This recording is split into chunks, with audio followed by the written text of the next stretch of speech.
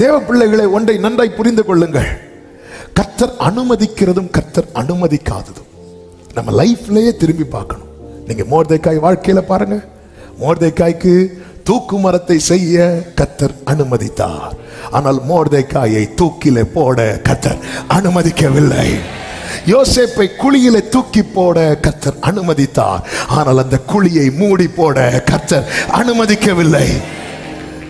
சாத்தானை யோபுவை தொட கர்த்தர் அனுமதித்தார். ஆனா ஜீவனை எடுக்க கர்த்தர் அனுமதிக்கவில்லை. சாத்ராக், மேஷாக், ஆபேத்நேகோவை அக்கினி சூளையிலே போட கர்த்தர் அனுமதித்தார். ஆனால் அந்த அக்கினி அவர்களை பலன் செய்ய கர்த்தர் அனுமதிக்கவில்லை. தானியேலை சிங்க கபியிலே தூக்கி போட கர்த்தர் அனுமதித்தார். ஆனால் சிங்கங்கள் அவனை பட்சிக்க கர்த்தர் அனுமதிக்கவில்லை. பேதுருவை தண்ணீரிலே தாழ கர்த்தர் அனுமதித்தார். ஆனால் தண்ணீரிலே மூழ்க கர்த்தர் அனுமதிக்கவில்லை. பவுல் கையிலே பாம்பு கடிக்க கர்த்தர் அனுமதித்தார். ஆனால் பாம்பின் விஷம் ஏற கர்த்தர் அனுமதிக்கவில்லை. சில காரியங்களை கர்த்தர் அனுமதித்ததாய் எண்ணி கர்த்தர் கைவிட்டு விட்டார் என்று எண்ணாதே. அனுமதிக்காத சில காரியங்கள் இருக்கிறது. எனவே நாம் உயிரோடு இருக்கிறோம். ஹல்லேலூயா.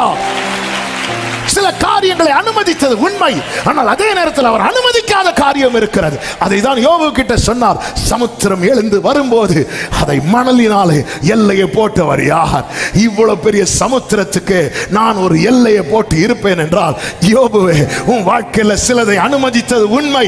ஆனால் சில காரியம் அனுமதிக்காததுனால தான் இன்னைக்கு நீ சாட்சியா நிற்கிற. எனக்கு ஜீவனை தந்ததும் அல்லாமல் எனக்கு தயவும் பாராட்டினீர். உம்முடைய பராமரிப்பு நல்ல கைகளை சட்டி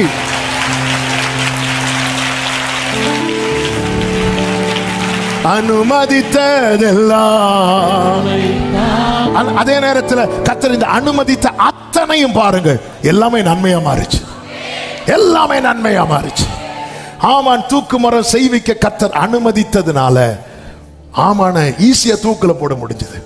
இல்லைன்னா ஆமானுக்கு இன்னொரு தூக்கு முறை செய்யணும். அதுக்குள்ள ராஜா மனசு மாறிட்டார்னா,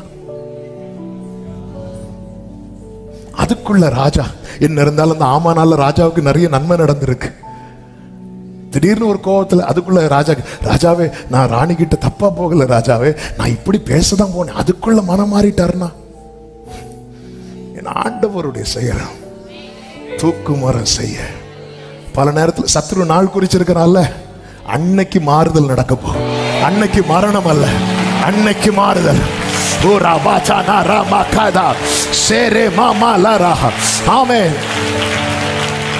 கர்த்தர் அனுமதிக்கிறார்.